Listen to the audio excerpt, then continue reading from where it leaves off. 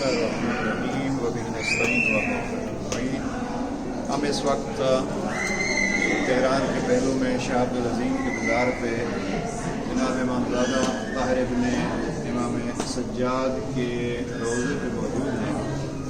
شاید کم کے افراد جانتے ہوں گے کہ اس منطقے میں یعنی شاہ عبدالعظیم میں نہج البلاغہ کے اس دور کے ایک بہت بڑے خادم نہج البلاغہ کے شارح منہاج البراءہ نامی کتاب جو اس وقت 21 جلدوں میں شائع ہو رہی ہے، اس کے مصنف اور اس کے شارح جناب مرزا حبیب اللہ خوئی یہاں دفن ہیں۔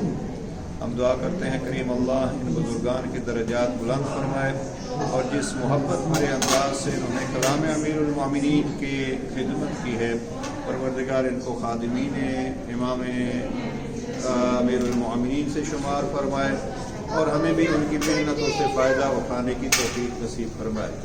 اس وقت جو شیعہ دنیا کی مشہور شروع ہیں ان میں سے منہاج البراءہ مرحوم حبیب اللہ خوئی ہے، اور پاکستان میں اس کی 4 جلدیں اردو میں ترجمہ ہوئی ہیں۔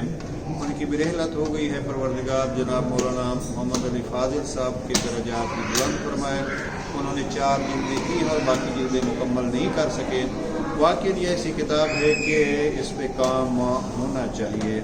بہرحال یہ بزرگان اپنی خدمات انجام دے کے ان مقامات مقدسہ میں ہمیشہ کے لیے اپنے سکون میں آ گئے ہیں، لیکن ہمارے لیے ذمہ داریاں چھوڑ گئے ہیں کہ ہمیں بھی اس محنت کو آگے بڑھانا ہے۔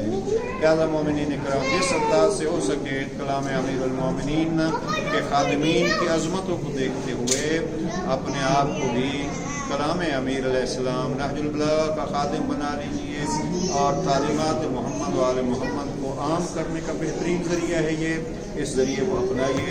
انشاءاللہ امیر المومنین کی ذات بھی خوش ہوگی، اور اللہ کے رسول بھی خوش ہوں گے۔